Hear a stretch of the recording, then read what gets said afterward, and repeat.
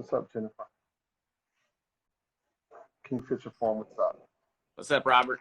What's up, my brother? Hey, bro. Good morning. Good morning. Is the weather coming toward you? Let me get my volume up here. Say that again. I think you broke up. Is the weather coming toward you?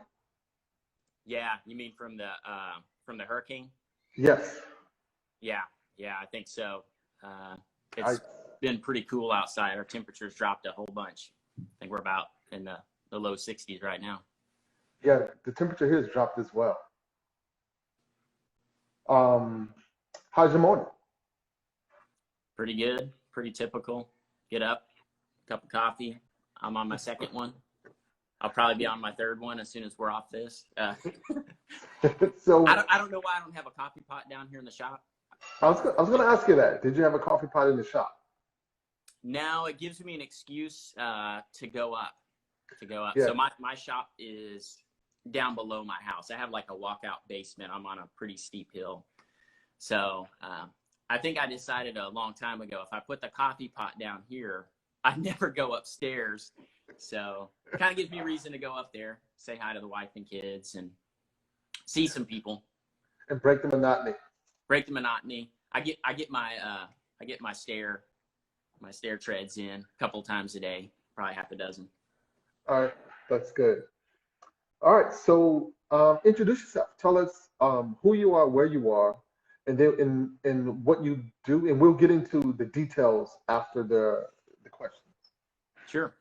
Yeah, so my name is Caleb James. Right now I live in Greenville, South Carolina. So yeah, that Greenville, there's a Greenville in every state, but so I'm about midway between Atlanta and Charlotte on 85. Lived here for about 7 years. I guess I've moved around a lot throughout my life. I was born on the Gulf Coast of Okay, hold it. All right, hold it. Let's get into the questions, and when we give you the floor, you can give us the whole deal. Okay, yeah. Would you go to the moon if you had the opportunity?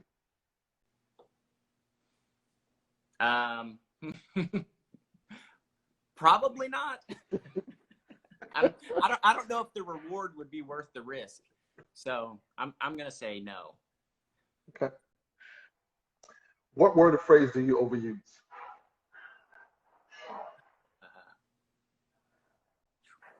I don't know. That's almost a question you have to ask somebody else.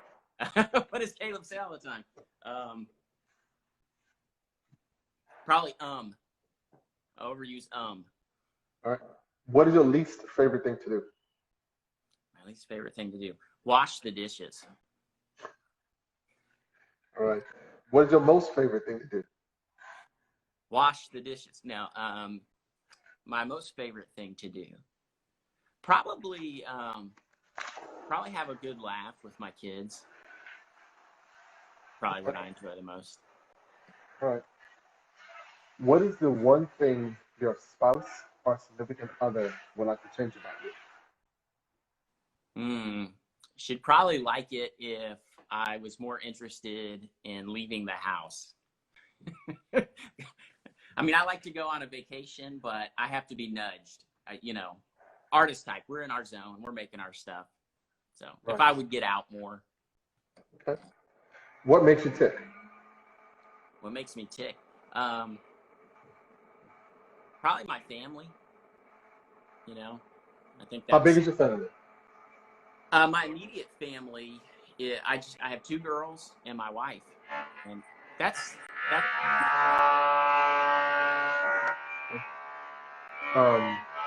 What hurts you the most? Yes.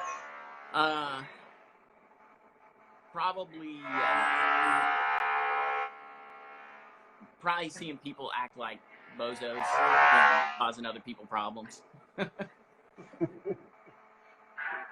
What sound makes you happy? Sound that makes me happy. I mean, I love music. I'm a music guy, so probably like a great guitar riff. I like that. That makes me happy. What kind of music do you like? Man, I like any music that's good. I think I fall into different genres, but I mean, I like classic rock, but I like, Who's your favorite band? you know, dance music. So I even listen to country. the dance music. Regular dance or disco? Man, you got some crazy noise background. Is that you? Okay. Yeah. So What's your favorite band?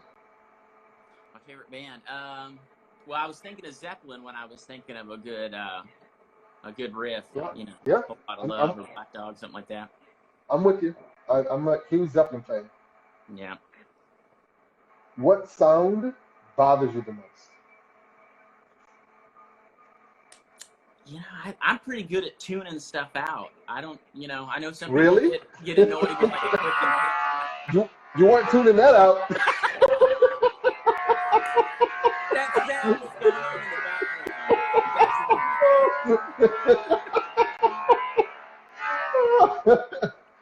background. I'm a working shop man. I do this way too often to stop work to do it. Man, I was wondering that. I said, how does this guy get anything done? He's doing 2 conversations a day. What's going on? Like, Exactly. He's going to go broke or what? I don't know. Both. Both. You and me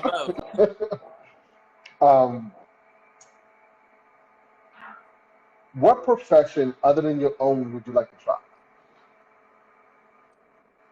Oh yeah, that's I would probably, or at least, grass is always greener. Always. I think I think architecture, being an architect is pretty interesting. But honestly, not being able to get out and actually build it with my hands.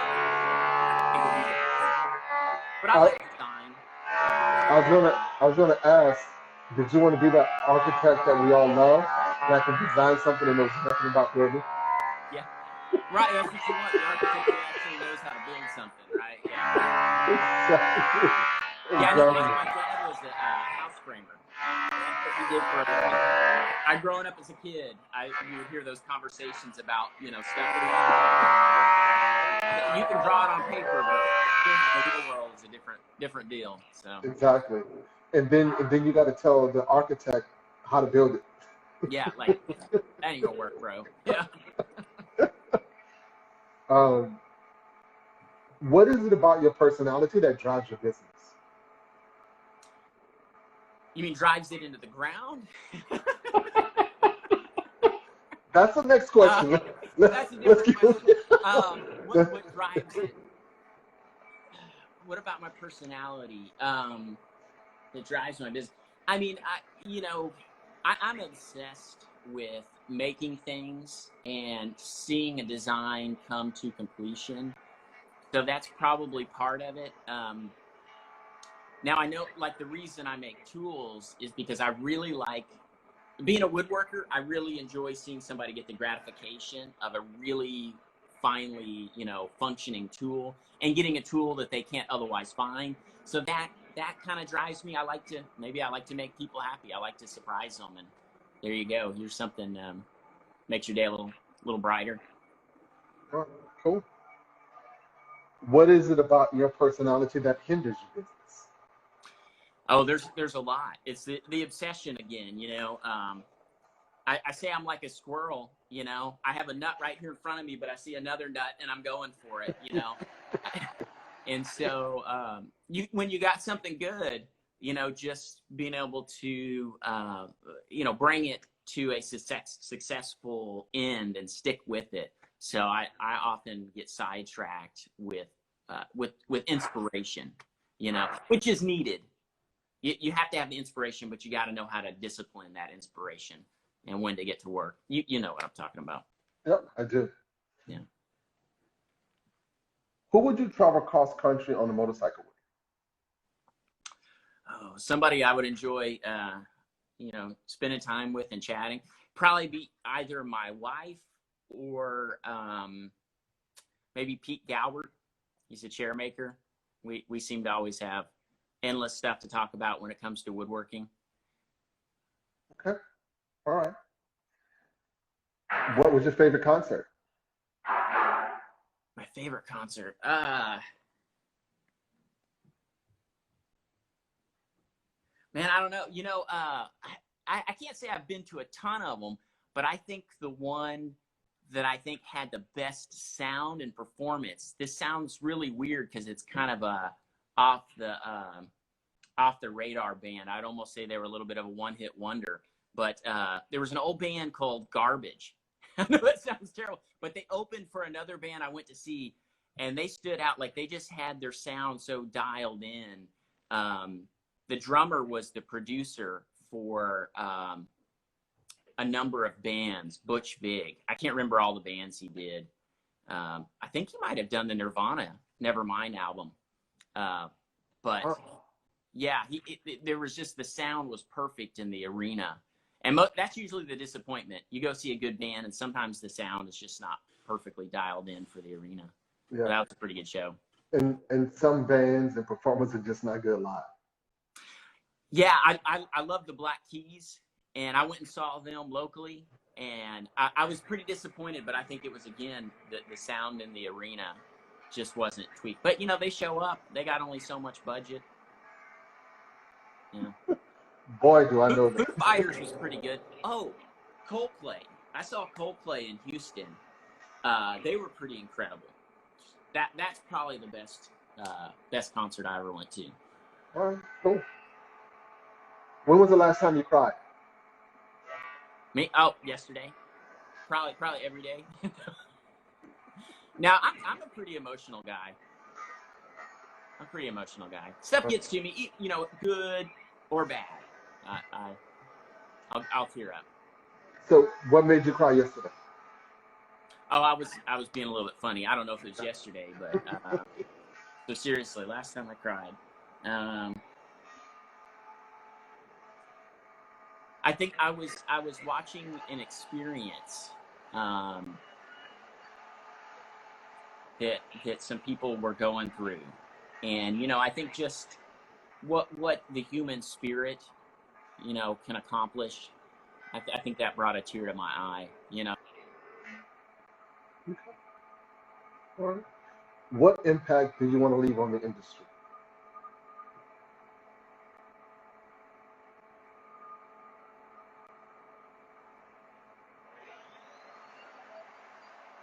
Are you there? Don't stop it. You froze.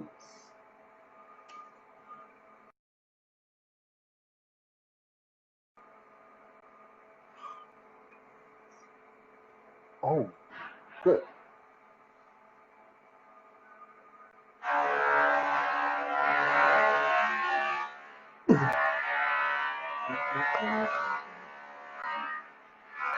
Wait for him to come back in.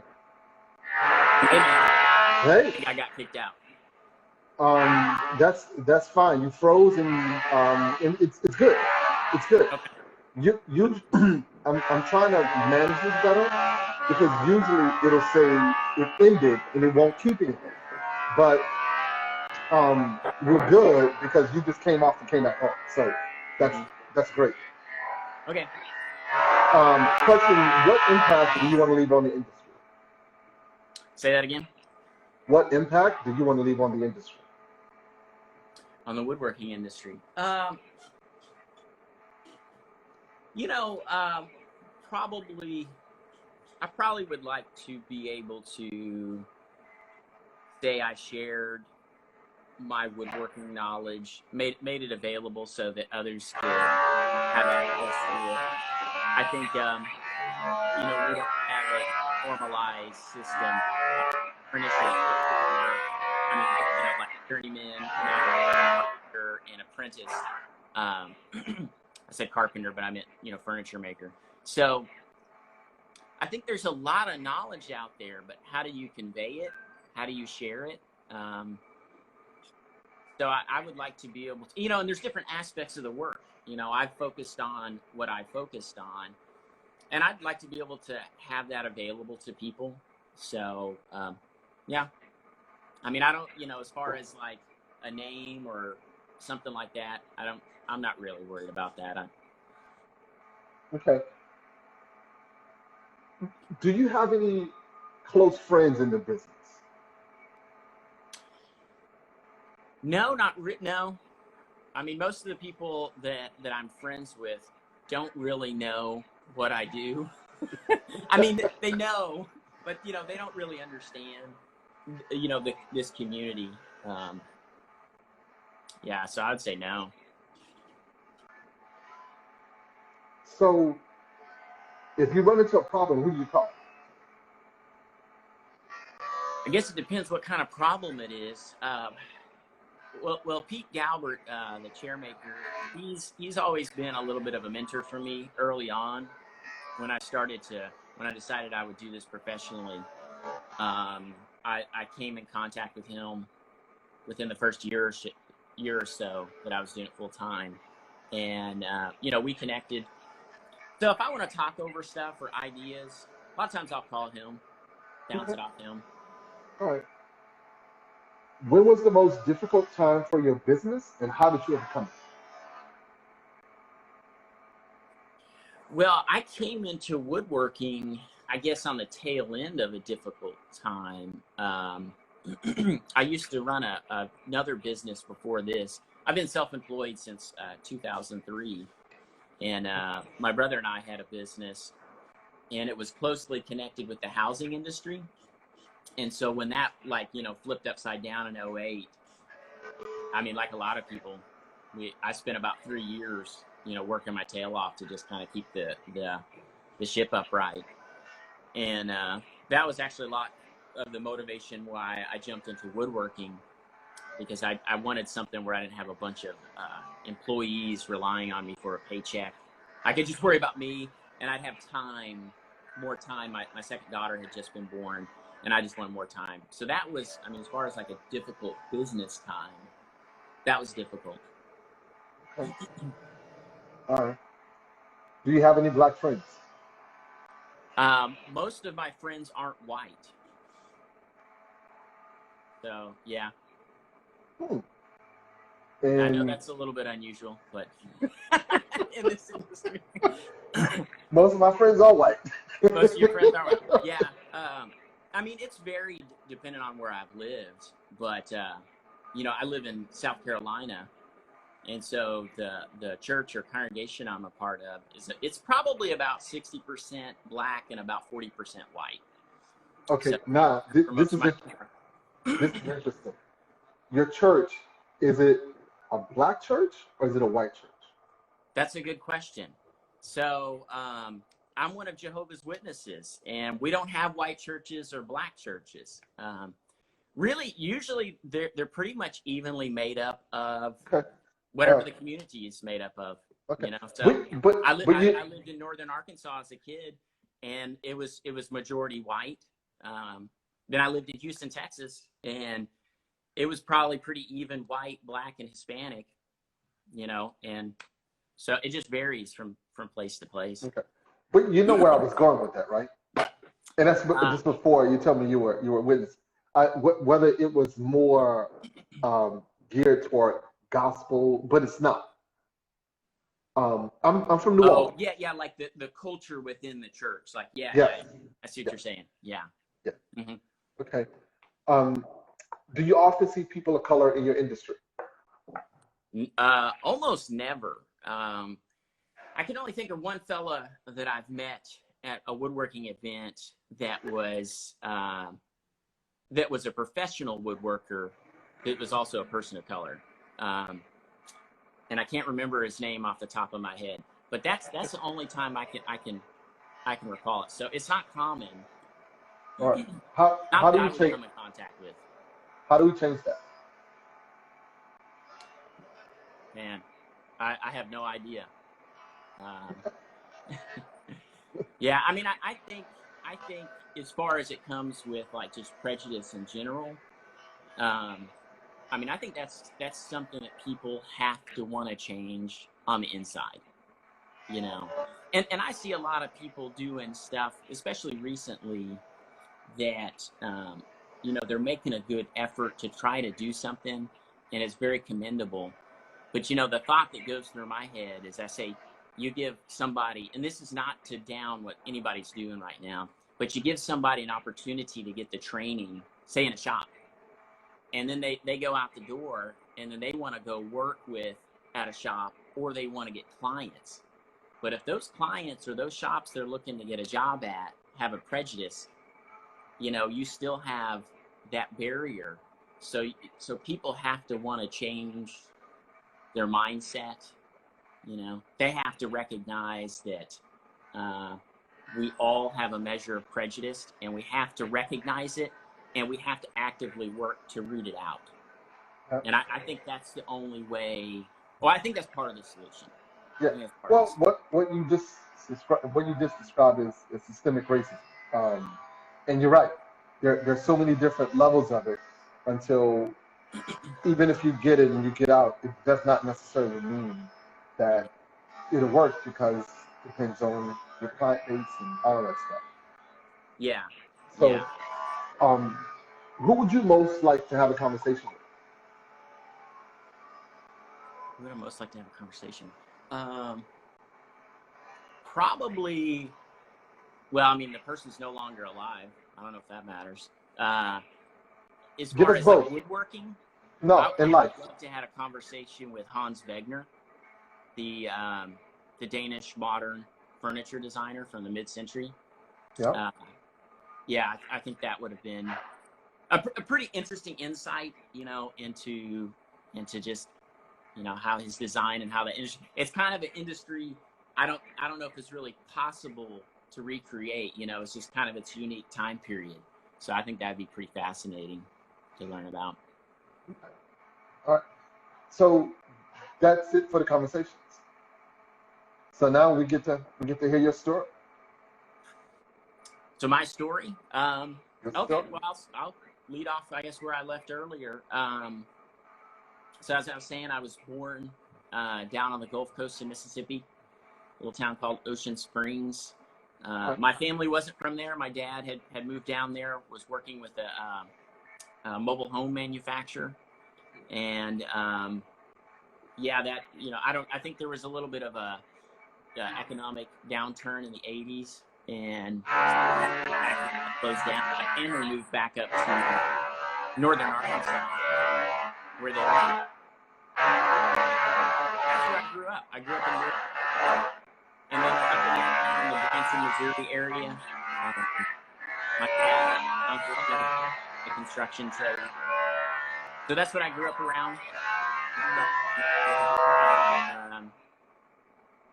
Yeah, and so I guess fast forward a little ways, when I turned 17, I moved down to Houston, Texas. My mother lived down there. My two brothers and my aunt moved down there. There's not a lot of work in Arkansas.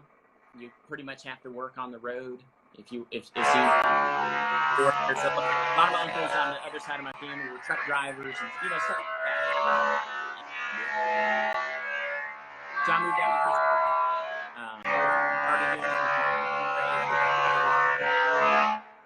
Stumbled in with a company that bought and sold products and shipped it down to Mexico. They would take what was essentially junk here in the States that industries were throwing away. The economy was blowing and going, and so a lot of these companies where they would send stuff practically to the junkyard that was perfectly fine. You could really just, with a little ingenuity, restore it. So they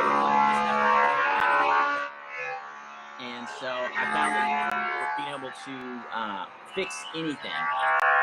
And so they quickly went from shipping the stuff down to Mexico to selling it. And so it's been a few years doing that for the company. I take it from about 4 or 5, 30 some. And they sold their business, and then I was kind of like, what am I going to do? And I found myself working for somebody who had no clue. They had a lot of money. They could buy a business, but they really had no idea what they were doing, and was so hard-headed they wouldn't listen to anybody. So I just decided, my brother and I both worked for the company. At one point, horses running into the ground, we got to make a living. And so we started our own business, and I did that for about 8 years. And what was that? What's that? What business was that? So how it started out is my brother was a buyer for this company I worked for. And I say a buyer. He would go around to companies like Sears and others, and literally just buy up whatever they had sitting on their dock that had been damaged. And he got a few opportunities to purchase some kitchen appliances, and I had actually started going to school at the time to be a helicopter pilot, believe it or not. I thought when I was leaving that industry, I said, you know what, I'm going to do something I want to do. And I decided I wanted to fly helicopters. So I was doing that. I was going to school, and I had to figure out a way to pay for it because it's incredibly expensive. And so my brother calls me up one day and says, hey, I can buy a whole container load of this stuff. Do you have $1,500? And I said, okay. So we spent $3,000 and bought a container full of appliances, kitchen appliances. Wow. And we thought, oh, we're gonna just like take them down to the flea market. Now this was like 2003, and we thought, well, we'll take them to the flea market, sell it, or something. And I ended up, eBay was in its early days, and a good friend of my wife's was going to Kmart in Houston. Kmart, I'm telling you a long story, but anyway, Kmart was closing down, and she would go in and buy these Disney toys for like 10 cents, 15, whatever, 25 cents. And she would turn around and sell them on eBay and for like 25 bucks. And I was like, what is this place? And I was like, that's crazy. And so I just decided, what the heck? I'm going to take a couple pictures of this item I have and just put it on there and see what happens. And I remember telling my brother, and he goes, okay, but if you lose money, I'm going to, and I said, if I lose money, I'm never going to do it again. And I put it on there, and I mean, it sold like that. And I probably sold it for about 5 times what I paid for it. And I was like, oh, okay, that's kind of cool. So I put something else on. Next thing you know, I'm loading that dude up. And at the time, which is crazy, there was probably almost nobody on that site that was selling what I was selling. So everybody that was going on there, like I had, the whole market to myself. And so within just a couple of months, I quit where I was working, and that's all I did. And we turned that into a company where we ended up having about 8 people on the payroll. Did that for about 8 years, and then so that's why I said it was tied to the housing industry, because a lot of the people I sold to were buying houses, and they would fix up the kitchens and they would flip the house. The typical fix up the kitchens and bathrooms, right, and then flip the house. So so we ended up specializing in high-end kitchen appliances, stuff from Europe, stuff from all over the U.S. It was a fun job. I really enjoyed it. It was something that I was really good at. It's just the business and the market went totally somewhere else. Okay. Then what? So, you know what? I'm going to pause you right there. Okay. I think I just noticed Instagram did a different thing with the conversations. Before, the names would be all the way through your screen. Mm-hmm. And now they're not. So it shows the first person that comes on, mm-hmm. So everything else is clear so we can see. So that's good. Okay. Cool.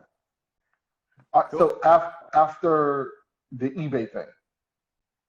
Yeah. So, when the economy took the tumble in 2008, I spent about another 3 years, getting our business stabilized on a sure footing and stuff. I didn't want to, really at that point, I didn't have any interest in leaving. It was more like, how are we going to make this work? But when my second daughter was born, right when she was coming along, I just realized, I said, this has got me tired. I'm tired of doing this. I'm tired of stressing about other people's paycheck. I had some good people that worked for me and good friends, and it was very stressful to worry about how I'm going to get a paycheck. Yeah. Every 2 weeks. Yeah, and I did. A lot. I did early on have to end up letting a couple of people go. And honestly, if it was only business, I probably would have let a lot more people go, but I just couldn't do it. And, I know one guy that I let go, he didn't have a job for a very long time. So I was like, you don't want to, if you can possibly keep somebody, you wanted to. And so anyway, I was tired of that. And once I knew everything was good, I said to my brother, I said, hey, take this and run with it. I've got to do something else. I've got to rebuild myself. And woodworking had been, in a lot of ways, kind of some therapy for me during those stressful times. I would go into my shop, which was just a 2-car garage, and I would build stuff. Started off just whittling, like basically spoke shave, draw knife, whatever. Just make some shavings, zone out, clear your head, get some, rejuvenate the spirit. And I found that, and I had started woodworking way before that. I built some furniture for my house and stuff, but this was different, and I got more into it, and I started having people say stuff like, oh, wow, that's really good. Or like, I remember what sticks out of my mind is a lady I knew, she saw a chair I made, and she said, hey, I'm doing that for a living. And it had never really occurred to me until that moment. And she kind of said it with the tone of voice of like, what are you, an idiot? Why aren't you doing that? And so something about that kind of woke me up and probably stuck in my head a couple of years. And so I started to build on this idea of like, if I get out of this business, what am I going to do? How old were you? That's how I got into woodworking. So basically sold out. I had a little bit of cash to buy some tools and to spend some time really figuring out how to do what I do. And fortunately, because I had sold stuff on the internet for 8 years at that point, that's all I knew. And so I had started selling stuff on Etsy. And it was another one of those things where I knew I couldn't sell furniture on eBay. I knew that wouldn't make any sense. But And not I knew making money. It wasn't the right marketplace. And I tried to do some like local shows, and I thought, man, how long are you going to do that to get any traction? So I couldn't see a business plan. But as soon as I saw Etsy, I immediately said, this is a way I can possibly make this work. And so I did what I knew how to do. Took really nice photos, told my story. And I could speak with confidence because I knew how to sell expensive stuff and ship it across the country. And so really it was just a matter of taking stuff I built in my house, take nice photos of it, put it up, and I started selling stuff. And this is why I still had my other job. And so now I'm doing my work, and then I'm going out to the shop and I'm working, doing that. And then finally I just got to a point where I said, okay, either you're going to do it or you're going to abandon it. And so I just dove off in head first, sink or swim. And somehow I was able to swim. Wow. So that's how I got into woodworking. So was that scary?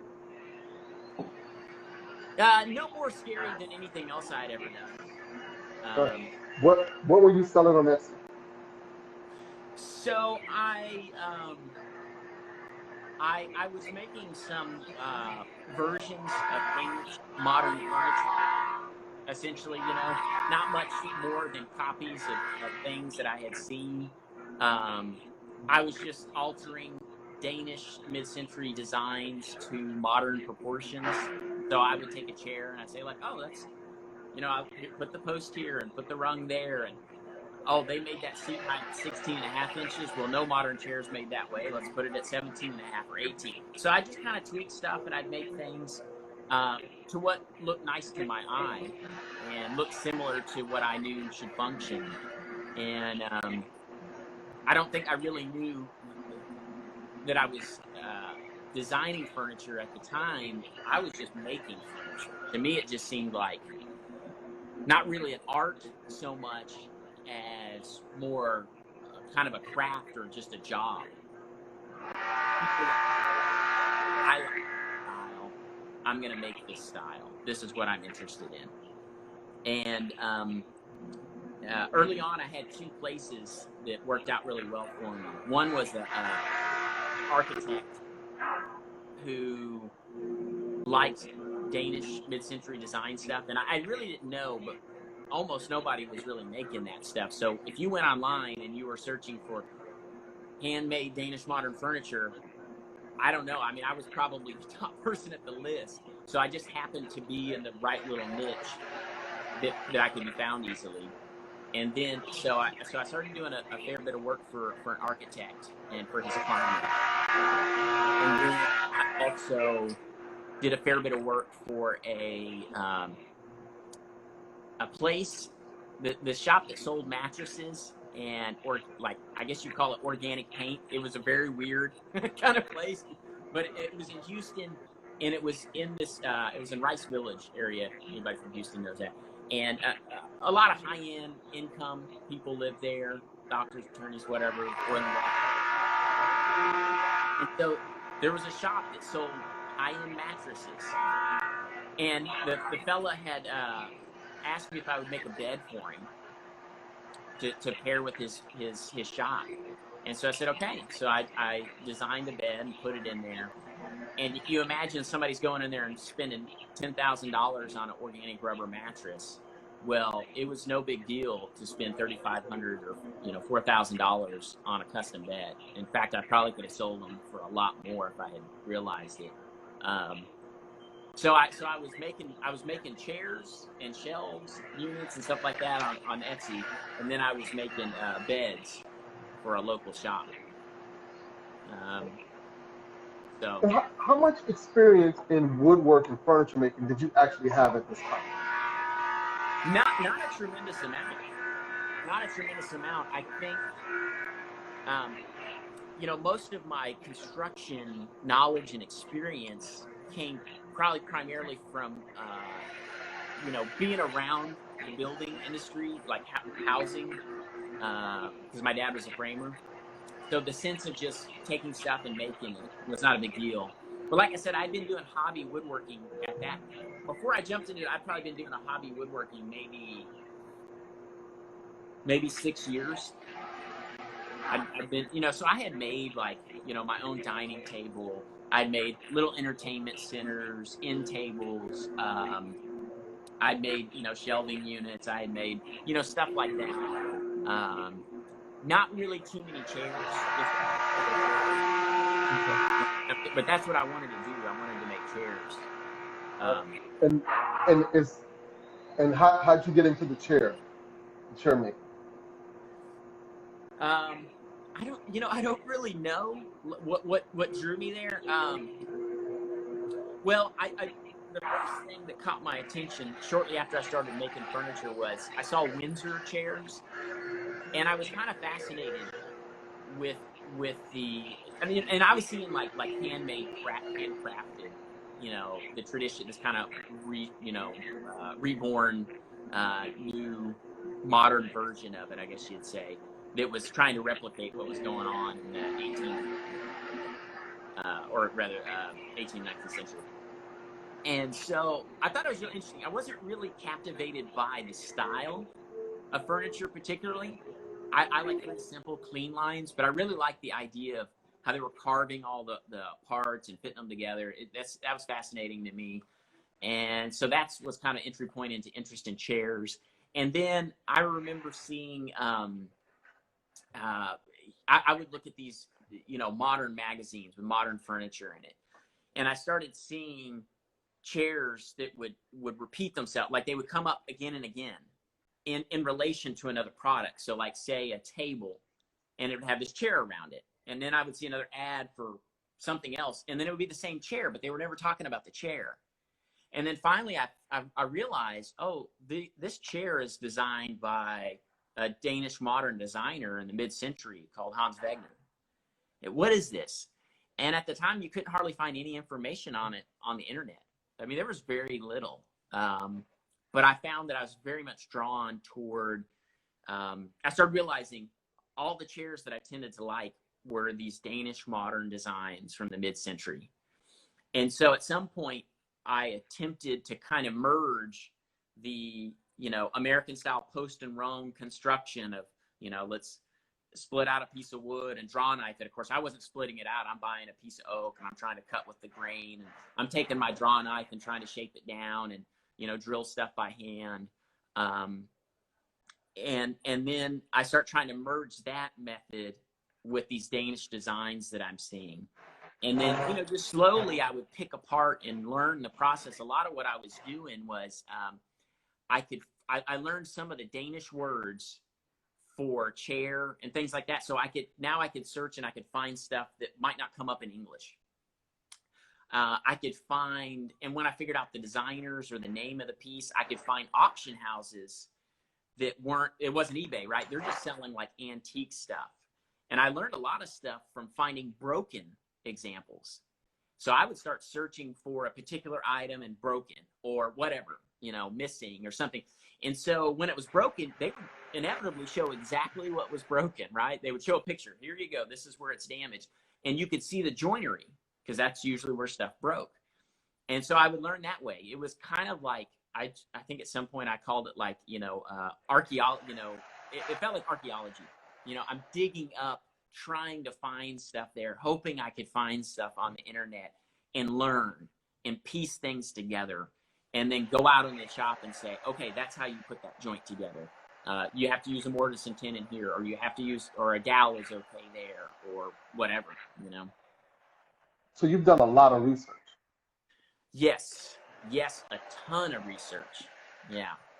I mean, I have folders full of pictures of old furniture that now, if I went on and I searched for it, I could find dozens and dozens, probably hundreds of examples of the same piece. But at the time, I mean, we're just talking, 10 years ago, you could hardly find more than a handful of examples. Maybe that's an exaggeration, but that's what it seemed like. All right. How did you get into tool making? Into tool making?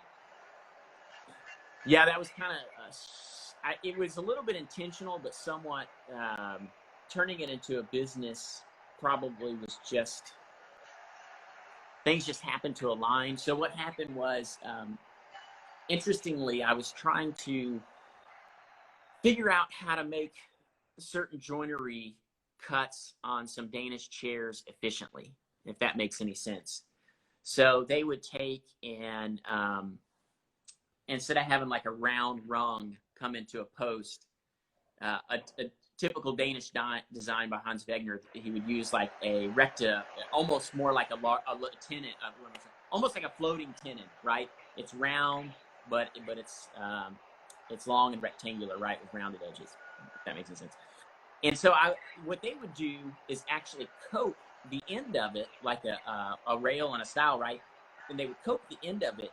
And so there would just be a little tongue that would go into the post. And so I knew that they probably cut it on a shaper with custom knives and all that sort of stuff. But at the time, I was like, no, I'm not making a gazillion of these. I'm just making a few at a time. I want to find a hand plane that could just cut that. It sounds ridiculous now that I think about it. And so I decided I was going to try to make a hand plane that could cut this joint. And I'm telling you the long version of this. Lee Nielsen, the tool manufacturer, sold a video. One day I was on their website. They sold a video of how to make side escapement planes. And there's probably some people who don't know what that is. I got one right here. Let me grab one. Yep. So a side escapement plane looks like this. So it's side escapement because the shavings come out the side. And I decided, I said, you know what?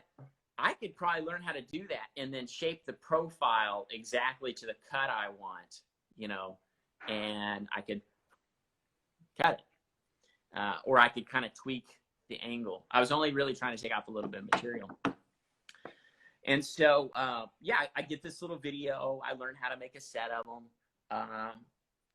And in the interim, I figured out another process that worked well for me. But in learning that, I figured out that it was extremely therapeutic to, again, I'm seeking woodworking now again for my time away to kind of recharge my battery. So I'm doing woodworking as a living, but that's not recharging me. That's work.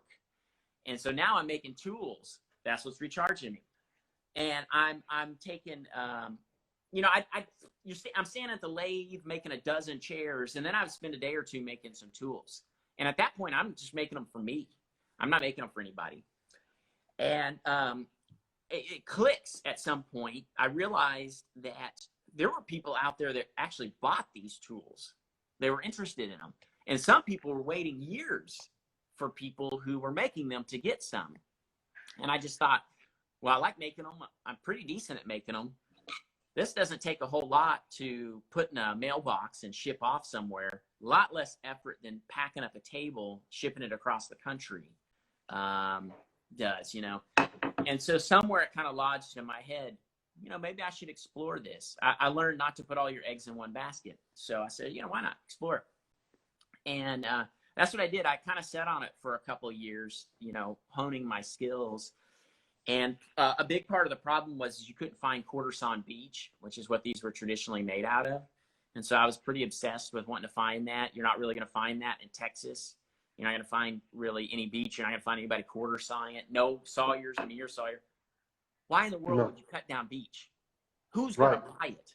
It's garbage wood. I mean, it's junk wood. Nobody wants it. So I'm calling it. Moves way too much. Yeah. What is it?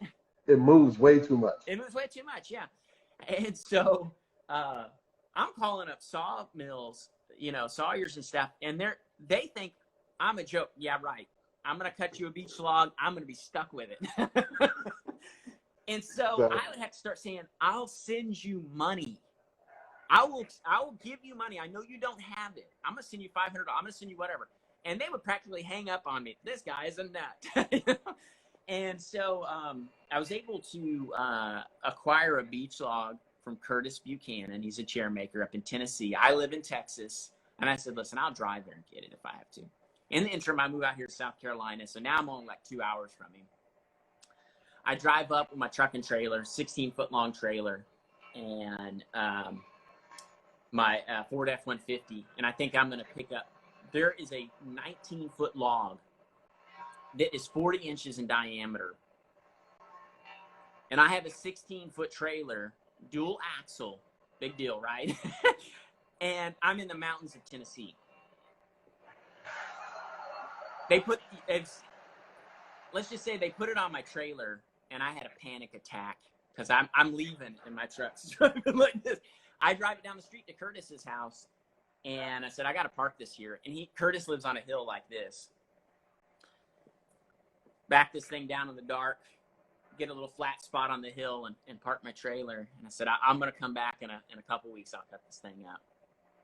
So I spent a couple days cutting it up, bringing it home, bandsawing it, putting it in a kiln. And that's how I started. I had to dry my own wood. So did you cut it up at his house? I cut it up with a chainsaw at his house. Yeah. And then I took the sections home and cut it up on my bandsaw. And you end up driving the tree home. I ended up driving the processed wood home. Yeah. Yeah. No, there was no way I could have taken that log through the mountains. I would have crashed, man. I would have ended up off the side of the road. Right. All right, so we got 9 minutes. Let's get a tour. Okay. Look at your shop and your products. Okay. Yeah, let's see. Let me flip this camera. Let's see, where do we start? Let's do it with the tools. Okay. So I tried to pick up a few things. Here's, bandsaw. This is my copy lathe, which I never really used much for copying. I was never super good at tweaking it. So made a lot of chair parts there. This is my SEMI 5-function sliding table saw, shaper, joiner combo. This guy's been with me since pretty early on. There's a little bit of wood storage. This is stuff that I think I might get to sooner rather than later, so it's easier to access. This is not very organized, but this is a lot of my plain stock here and there that I can pull from. This was like a veneer quality white oak log. I mean, I'm not even kidding. I had to buy this. It's beautiful.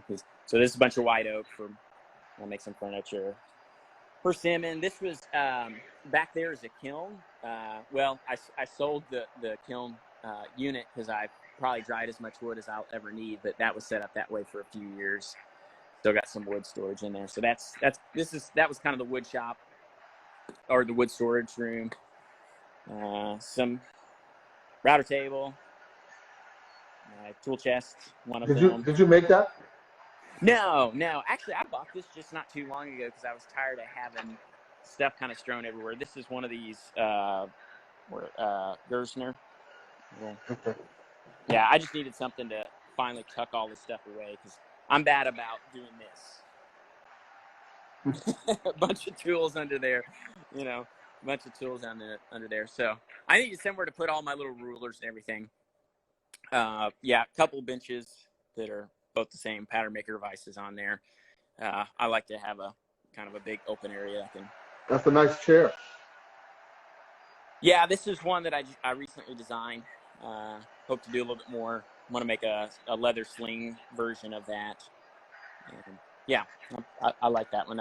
I've been pretty happy with that design. Beautiful work. Thanks. Clamps, all kinds of finishes and stuff. Another bench. This is really not supposed to be a sharpening bench, but this kind of ends up being a little bit all kinds of stuff. Another sharpening method. Another sharpening over here. So when you make tools, you do a lot of sharpening.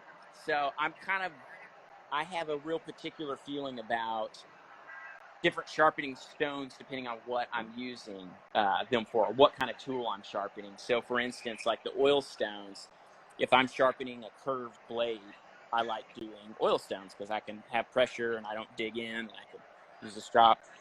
Water stones, if I'm just about everything else that's not a round blade, I'll sharpen with water stones.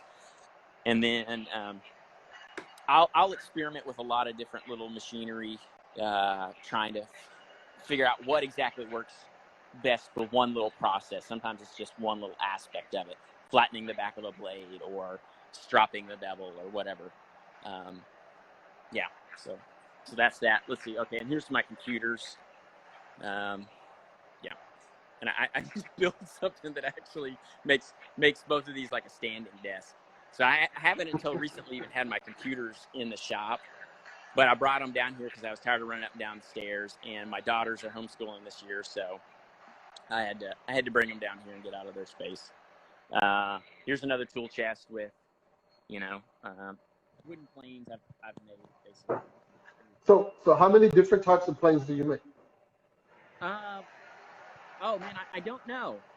These are all hollows and rounds, and then these are like specific profiles, lows, and then these are down here are some specific planes for cutting profiles into the soles of planes that I'm going to make. Like for instance, this profile here will cut that profile in that plane, so that was used for making planes. And this is a moving philister. This is a panel raising plane, for cutting that raised panel shape in a door. Rebate plane. I've cast some planes. Here, I'll show you a couple of. Let's see, like this. This is one I've made. Let's see, let's show the camera too. This is a bullnose plane. So this was cast in bronze.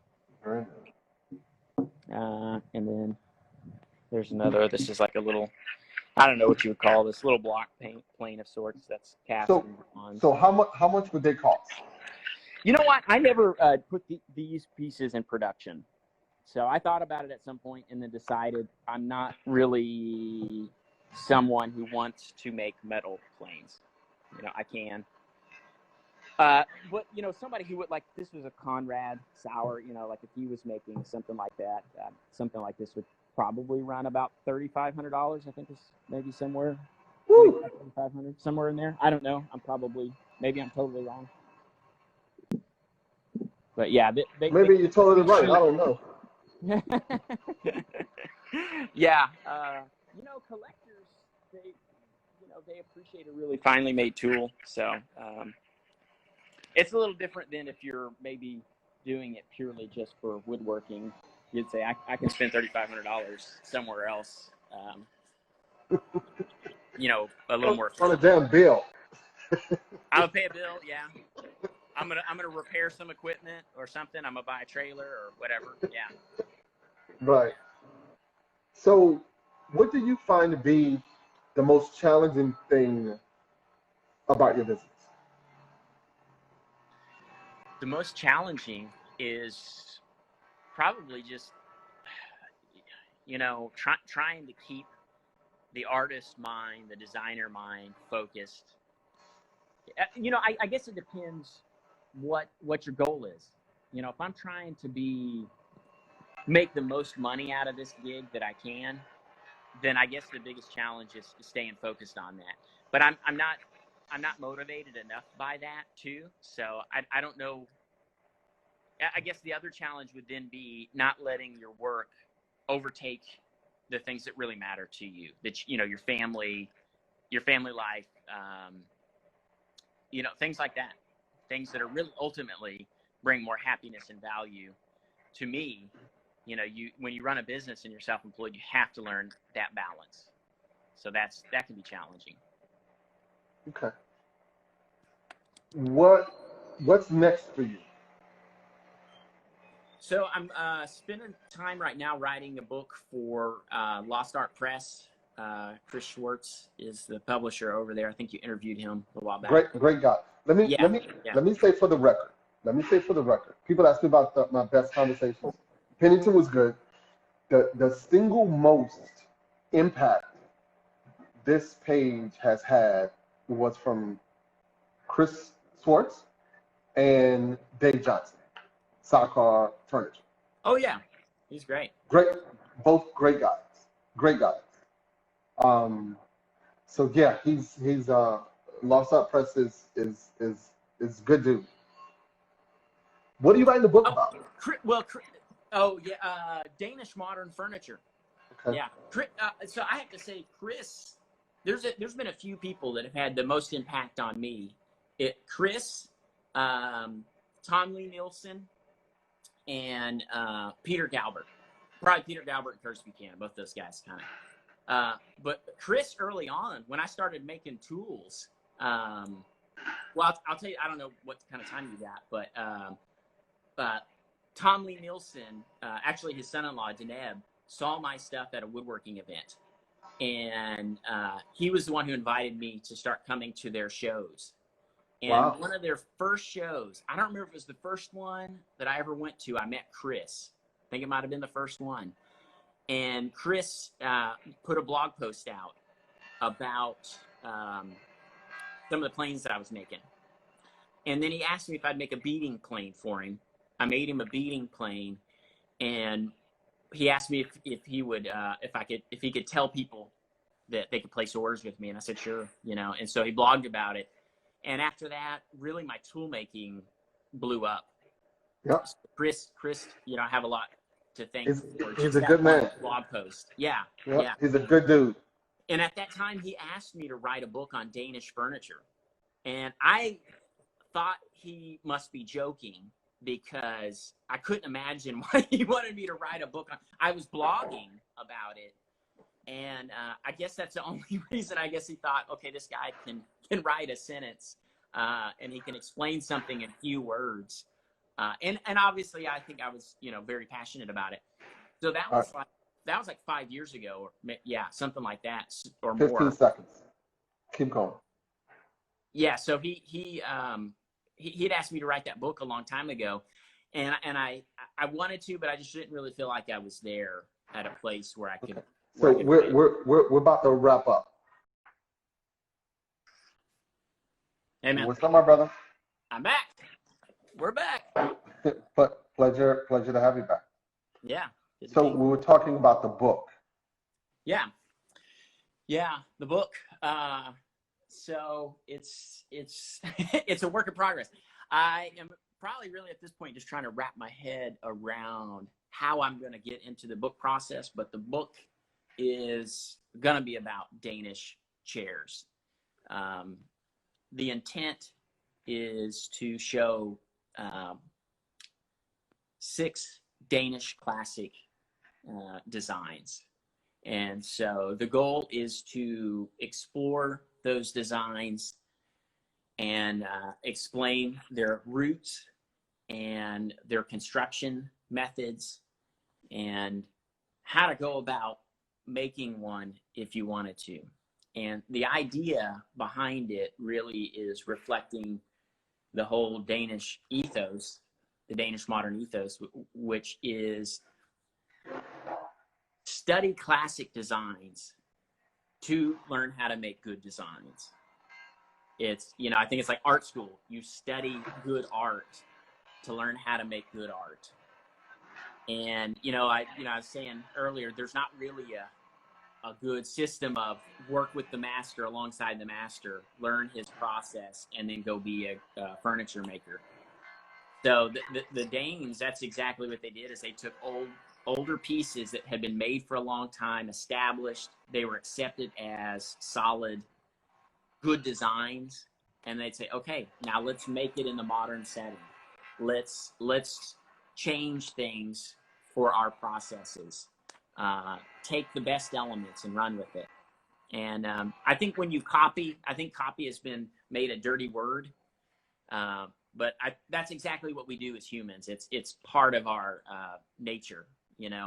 When you're a kid, you copy, you imitate the language somebody else uses, and you learn the words, but nobody ever speaks exactly like somebody else. So I think it's exactly the same when it comes to furniture design or learning. You have to imitate, learn what is good. There's no reason to reinvent the wheel. Chairs have been made for a long time. Furniture has been made for a long time. There's no reason to make it from new designs from scratch. Learn how the wheel is made. Go make your own wheel. So that's really the thought behind it. So do you think there's a such thing as ripping off? Yeah, man, that's a complicated question. Yeah, I mean, I think there is in some ways. I look at it more like, I think there's a way to disrespect the maker of a design, and there's also a way to respect them, and I don't know exactly where the line is. The law has had a lot of trouble with this, drawing where that line is at. But I think whatever you do, you need to respect the person who developed a specific design. And I think if they understand the intent behind what you're doing, hopefully they, if you're just trying to disrespect somebody, that's not too hard. Okay. So give me a definition of what do you think disrespect is? Or an example. Oh man. I think maybe a very blatant example would be is if somebody was making a piece of furniture. Let's say somebody, walked into my shop and made a copy of my chair, and they took all the measurements, and then they turned around and started selling it across the street and saying it was their original design. That would probably irritate me. But I think what you have to realize is when you're in the furniture industry, you have to acknowledge you're stepping into an arena where you don't have any legal protections on stuff you make. And I think the reality is I didn't invent the chair. And the guys' designs that I'm learning from, they, if you want to say ripping off or copying, they were imitating designs that somebody else had come up with. And so I start to question, how much ownership can you claim in designs? There's only, how far are you going to take it? Are you going to claim that you invented the mortise and tenon? That was my design. Don't use it. Anybody who uses it without giving me recognition has ripped me off. That's kind of takes it to the extreme end of things. But where do you draw that line? And for me, if somebody was making a version of a chair or design I made, and maybe if they said, hey, Caleb inspired me, and then I kind of came up with my own thing, I really wouldn't have any trouble with that. Especially if I'm thinking to myself, how much work do I need? You know what I mean? I'm selling enough to make a living. And if this guy's making the stuff, if he's good enough to make it and sell it and somebody will pay him from it, am I so greedy as to really need his clients too? Or is my ego so big that if I don't get every bit of credit for a design that I may think is original to me, You know, I think there's a lot of ego that goes there that I don't want to get caught up in. That's, you know, I don't think that's good for a person. And I don't think that element of like, I need every sale that could be connected with this. I think that feeds into a lot of greed. And we need to learn to, people that are content with what they have are happy. You know, so those are all kind of elements that I try to push off anyway. And people who dig too far into that, I really think it comes down to fear of, well, I'm going to miss out on sales that might be put food on the plate, which I think is a real fear. You know, can be a real fear. I've never had to worry about it. I mean, I've always ended up selling what I need to sell. Or it's ego. I'm not going to get enough credit for it. Or it's greed. You know, I want everything. I want all the pot. And I don't like any of those emotions. And so anytime those come up in connection with design, I try to push them out. I say, that's unhealthy. I don't have anything to do with it. That's my thought on the whole design, copy, element of things. Okay. How do you feel about Sam Maloof? Sam Maloof? Yeah. I have a funny thought process when it comes to Sam Maloof, because when I first heard about Sam Maloof, you know, I came into this not from the woodworking world. You know, I started in furniture and then somehow found myself in the woodworking world. But when people said Sam Maloof, I thought, I was like, oh my God, Sam Maloof is terrible. It's terrible work. Because all I had seen was really bad copies of Sam Maloof's work. And so that's what I equated with Sam Maloof.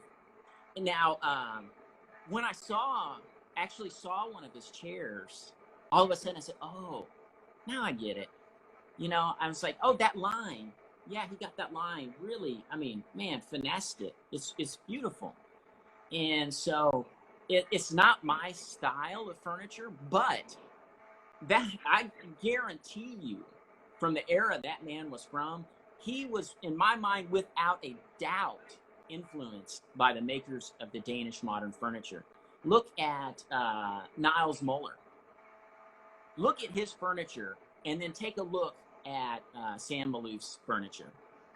And whose was made first? There's no question in my mind who that man was influenced by. Do I think that denigrates his work? Not at all, because it's not the same. He put his own fingerprint on it, and that goes back to my point about being inspired by furniture, even making a version of it to learn how to make furniture. I don't think there's anything wrong with that. And I think if you're really in it for the arts and for the craftsmanship of it, you will not be able to not put your personal imprint on it.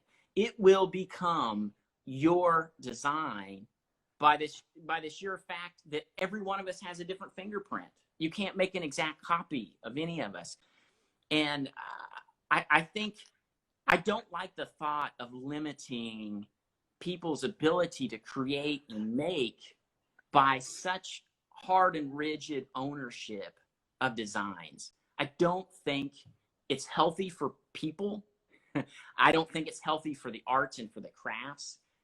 You, in effect, lock up those skills and abilities into a small few. I mean, there's too many people on this earth to say a chair design or a line, you can't replicate that.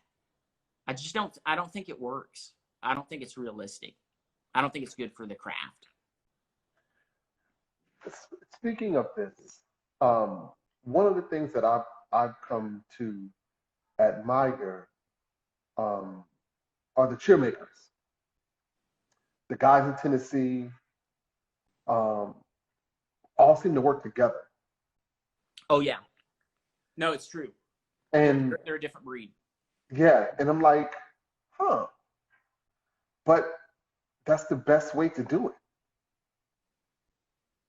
Yeah, I'll tell you a story. I was full-time for about 8 months, and I've only ever taken one woodworking class that I paid for, and it was with Pete Galbert. And so I think it was 2011, and I flew up to his place, took a class with him.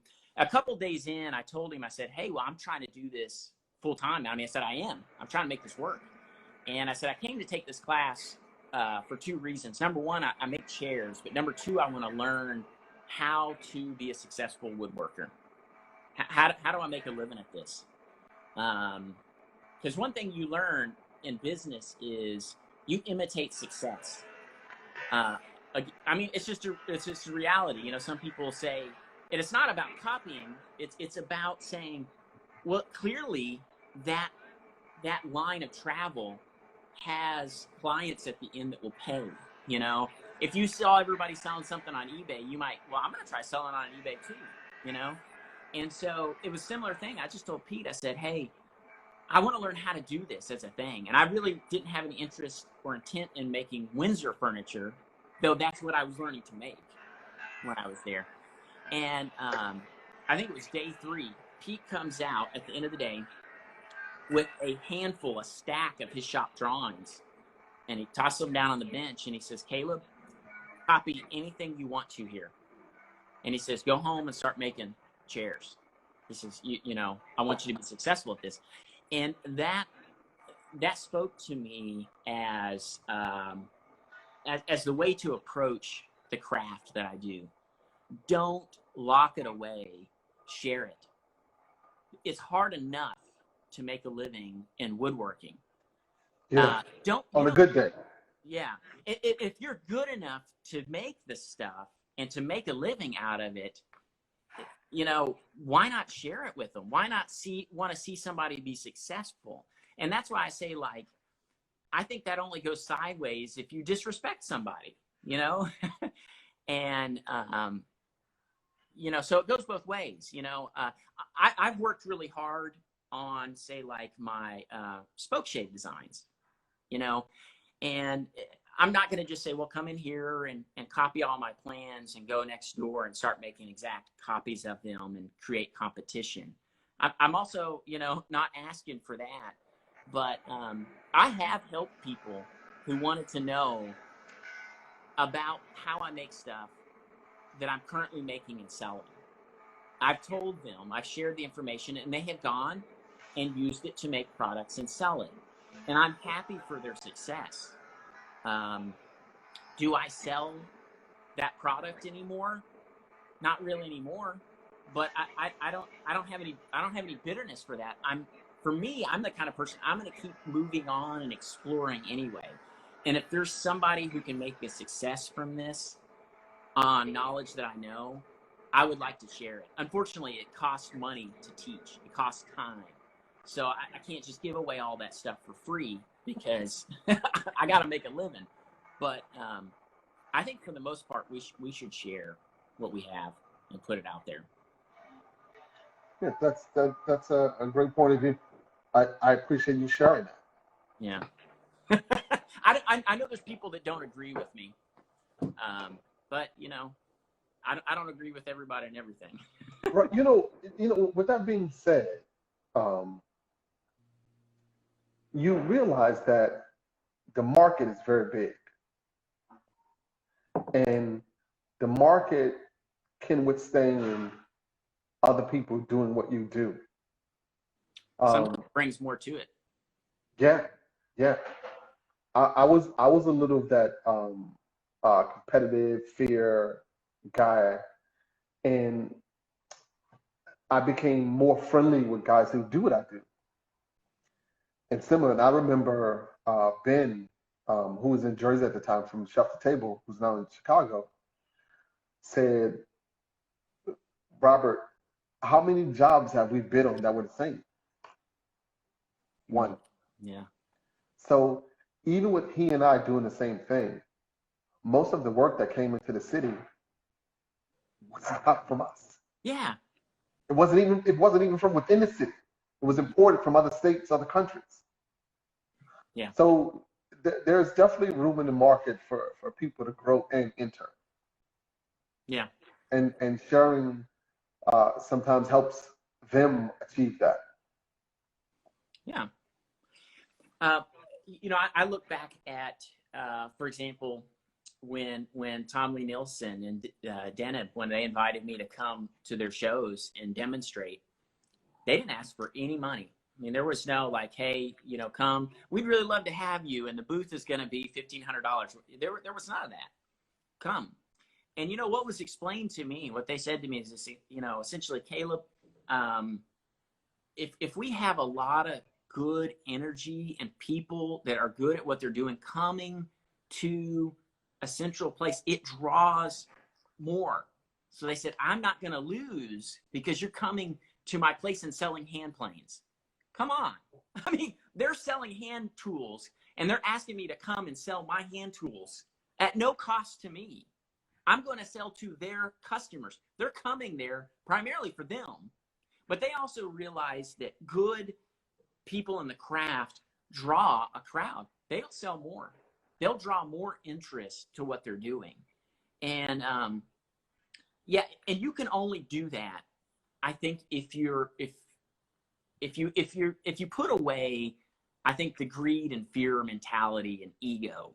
You know, it's all got to be for me, and I've got to get everything I can get out of it. And it's a continual competition.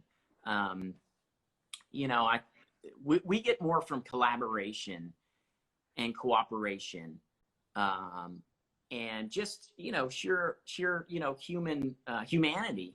You know, we'll get more out of that. And there's more than just money. I would rather be friends with the guy down the street than say we're enemies, but I'm making a lot of money. Do you know what I mean? I'd rather show up at woodworking events and I see everybody that comes up and that looks at my furniture as a friend, a companion in the craft, people that are supportive with one another. That's the people that I have gravitated toward. And not everybody is like that, but that's what I gravitate toward, and that's what I try to do myself. And you know, you do have to fight those tendencies at times that pop up. You know. Okay. Is there anyone that you'd like to collaborate with? Oh man. Well, I would probably say when it comes to my art, I'm very solitary. I don't usually collaborate on my art, but I do like to build things together. You know, like if I'm, you know, because I know that I'm not the best at everything. So even if there's somebody I'm not really answering your question. Is there somebody I'd like to collaborate with? Well, I don't know what I would collaborate on, but Seth Gould, the blacksmith, he's somebody that does a craft that's different than mine, but does it to such a level that it's just so admirable. If there was anything that I could make that would need to be paired with it, it would be something that Seth makes. It's phenomenal stuff. And I guess in a way we kind of are. I sold him this. He's got one of my spoke shaves, but he carves the handles of his tools with it. So that kind of makes me happy. Yeah, that's almost kind of like a collaboration, but not. Yeah. Nah. Yeah. I can't take any credit.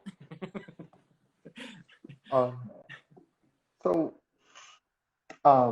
wood and other things that there's a reason why Nick Offerman said Caleb is the best furniture maker, which I could stay on for longer. Keep up, Caleb. You rock. Thanks, bro. I don't know who said it, but thanks. Yeah, wood and other things. Hey, thanks, man. So, I think, is there anything else we want to cover? Nah, man, I think we've ran through a lot of stuff. I've probably done my preaching all I can. What in the church says amen. So again, man, thank you. We appreciate you coming on. Yeah, thanks for having me. My pleasure. And keep up the great work. And we're looking for the book at Lost Art Press. When should that be done? Oh God, good question. Chris didn't ask me to say that. You know, usually Chris will say about 2 to 3 years is pretty realistic for a book to get produced. But I'm collecting designs that I've had on the books that I've made or whatever versions of Danish designs.